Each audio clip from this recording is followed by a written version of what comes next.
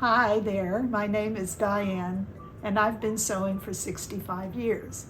Today I'd like to share a little bit of that with you.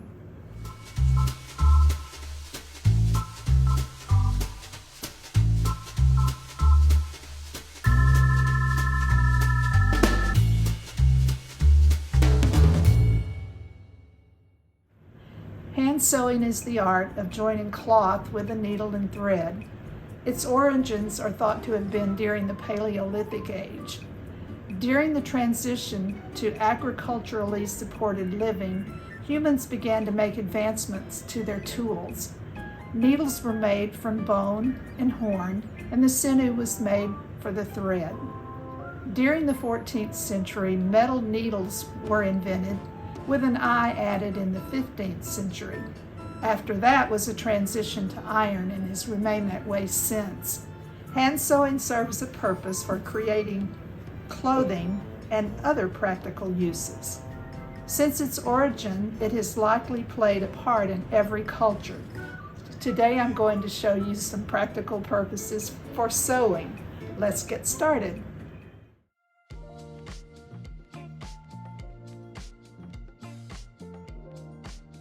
I'm here today to show you how to thread a needle. For that, you'll need a sharp needle. A needle has two ends, a sharp end and an end with an eye. That's where the thread goes. You'll need a pair of sharp scissors, your choice of color of thread, and possibly a needle threader. The sharp scissors help to cut the thread because it gives you a clean edge on the thread, which makes it easier to thread through the needle. And I will try to do this pretty good. Just take that sharp end of your, or clean edge of your thread, put it through the eye of the needle, and pull it through, just like that. And then to tie a knot in your thread, I do it this way. Just a plain knot like you would tie your shoes with. Do that a couple of times and try to get the knot in the same place. It will secure your thread better if you can do that. But if that doesn't work for you, there's another way.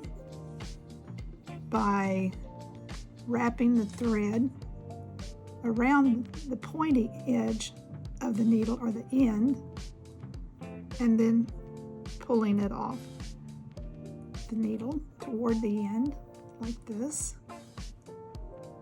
and there you are. But if you need help getting through the eye of the needle, this needle threader is a handy thing to have.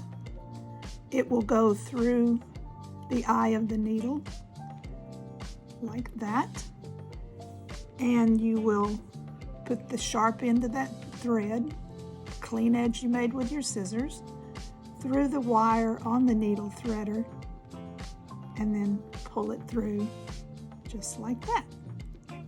So you are ready to sew your button on, or to add a decorative stitch, or sew your button on, whatever you might need a needle and thread for.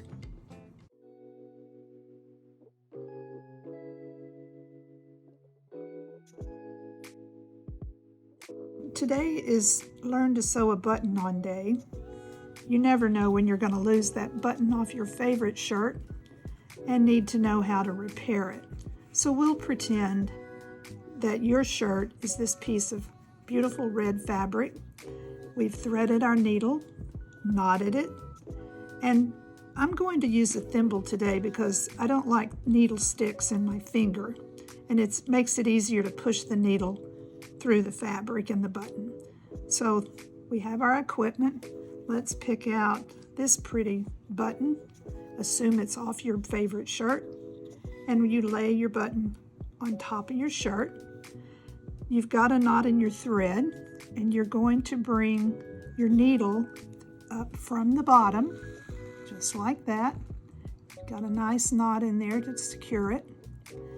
And then you're going to go down in the opposite side of the button and pull your needle and thread through, just like that, which will secure your button, and you're ready to sew. So you come up again in the place you started, just like that. It will look like that on the back. Go down in your spot you were previously and do that 3 or 4 times, because you don't want that button to come off again. And if you sew it on, you'll know it was put on well. So there we've got 3 or 4 stitches, and we need to come up in the other 2 holes since this is a 4-hole button.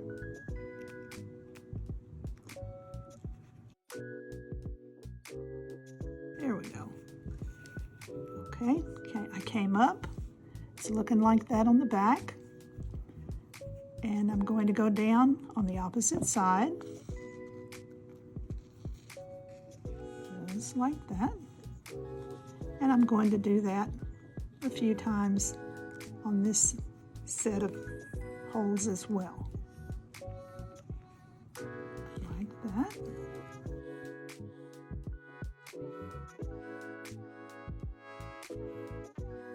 And that should do it. So you've got an X on the top of your button. You can go side to side if you prefer. Same method, just different direction. It'll look like that on the back. Maybe yours will be a little neater than mine. But now I need to secure this thread.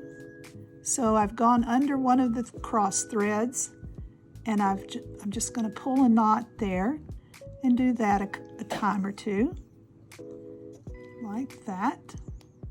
And then maybe take a small stitch through the fabric and secure it a little more, just like that.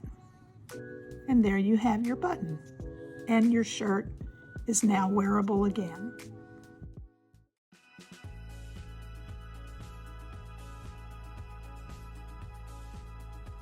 Today I'd like to show you how to sew 2 pieces of fabric together, just in case you need to know how to do that.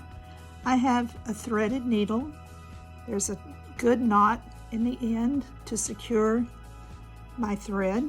I'm using my thimble for protection on my finger because there is pain involved if you don't.